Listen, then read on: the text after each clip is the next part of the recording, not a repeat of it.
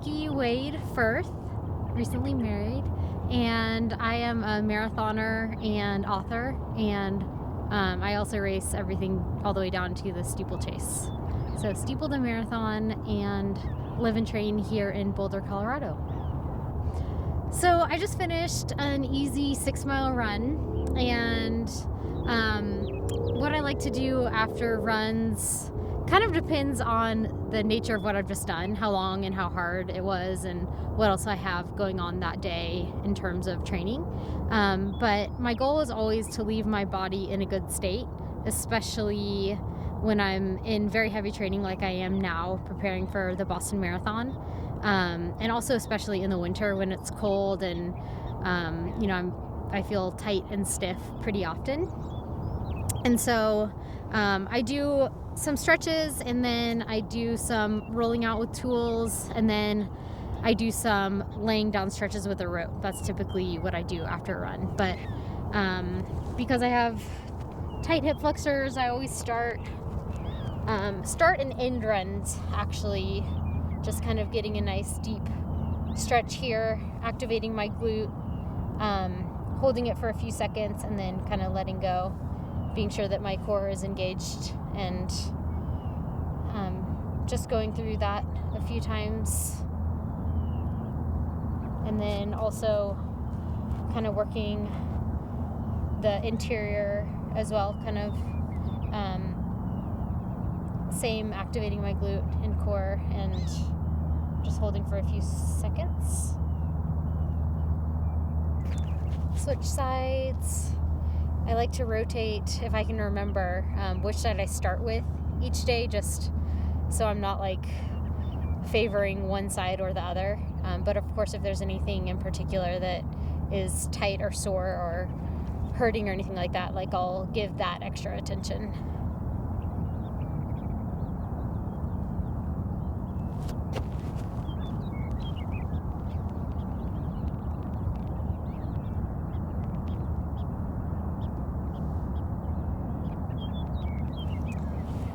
And then one thing I learned from my chiropractor, physical therapist, is that it's really important to kind of take my legs through motions that are not just forward, like front and back, because we do so much of that running that it's easy to neglect like the full range of motion. So I like to end runs also just doing some like little movements that aren't hard and aren't taxing, but I feel like they leave me in a nice loose state for runs to come.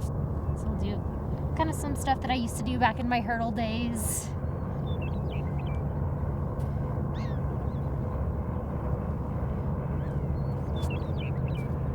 Again, doing everything on both sides, and right now I'm just doing 8 reps of each of these.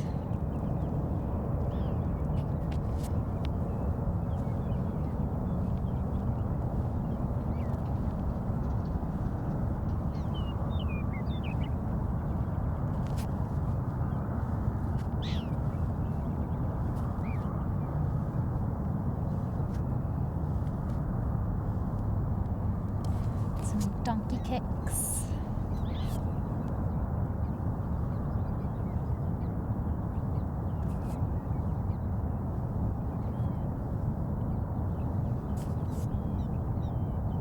And sometimes I'll do all of these actually before a workout, before I get in my car to go, especially if it's early and I feel like I might need a little bit extra activation before I get started.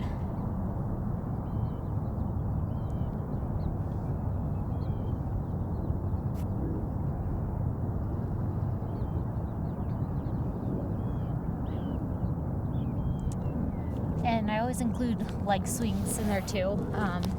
I'll just hold on to something, a chair or a bench or whatever, and using the inside leg, kind of go forward and back 8 or 10 times, reverse. So I hit the other leg, and then I'll hold on to a fence or bench or whatever, facing it, and do out and back leg swings on both sides too.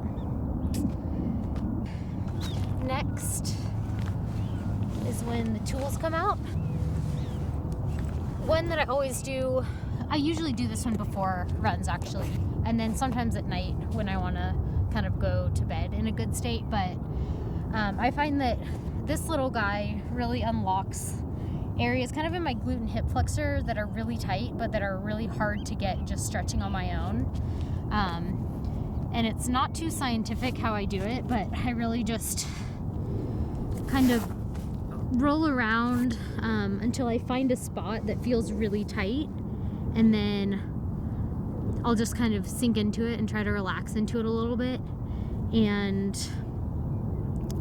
once I've been there and I feel like it's kind of digging in, and if I want to go a little bit further, I'll just kind of move the leg that it's on, just kind of get a little bit of range of motion, and I find that it goes a little bit deeper. And again, just kind of rolling around until I find the area that feels like it needs a little bit of love. It's nice because I can kind of pinpoint specific spots, and oftentimes when I use this I'll find areas that I didn't even know were tight, but I think they help me kind of open up things before and after runs. And then I'll do the same kind of more on the front.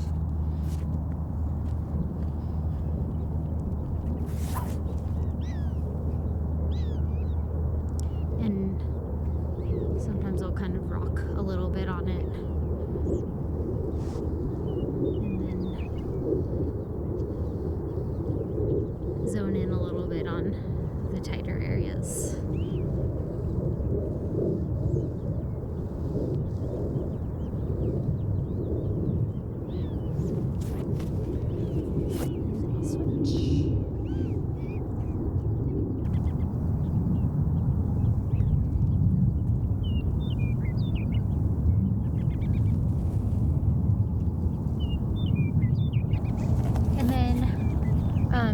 Especially when I'm in spikes, like getting ready for a track season, and I find that my feet are extra vulnerable to soreness and everything, I will just kind of stand on this and roll it out.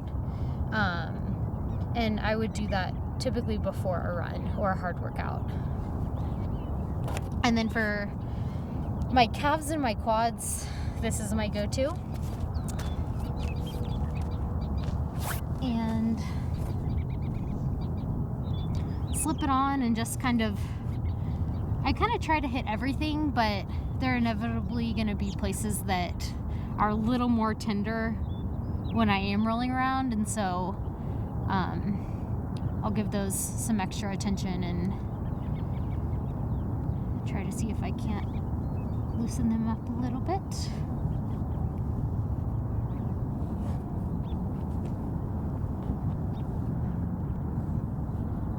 This has actually been pretty clutch in this marathon buildup because I've had very sore calves and kind of Achilles areas. And I don't like roll out my Achilles. I'm not sure that's recommended, but I do spend extra time kind of working on my lower legs after workouts and at night.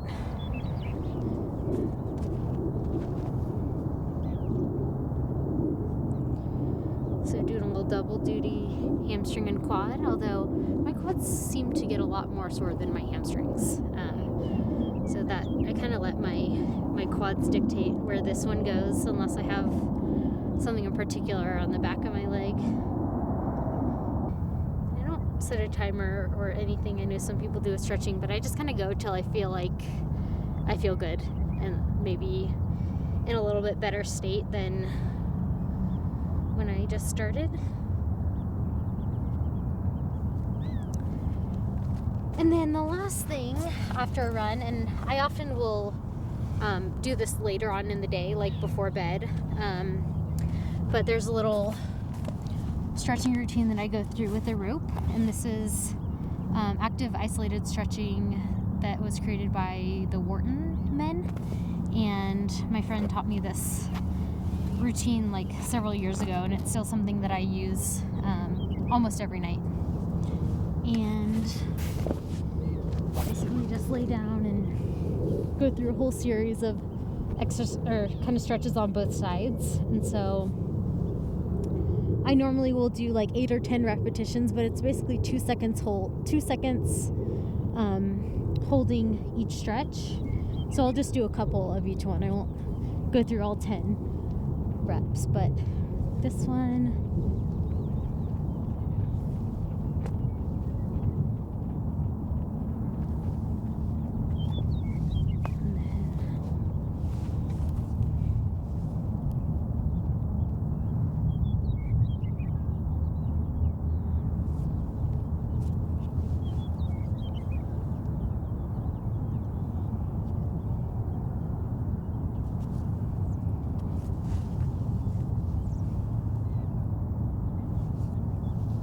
and there's a good book actually by the Whartons about their stretching routine, and I think it might just be called active isolated stretching or stretching, but if you look up Wharton stretching routine, you'll find it.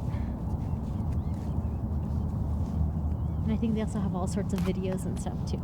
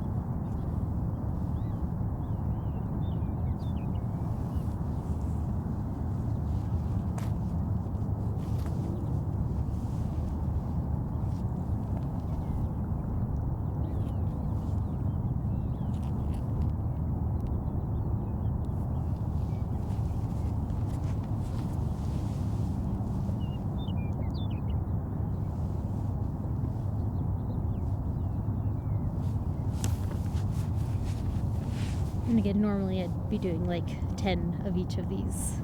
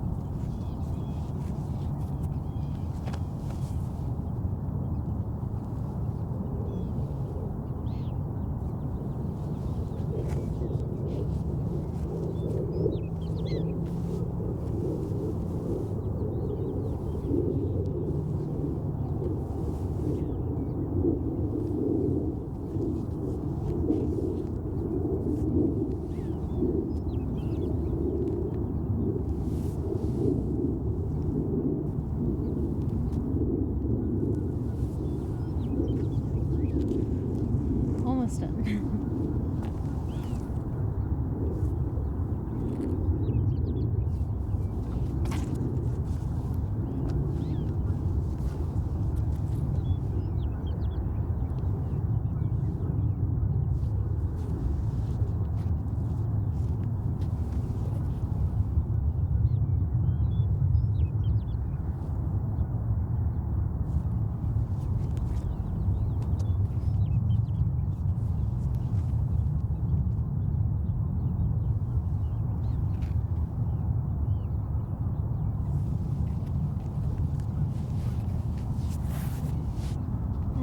Two.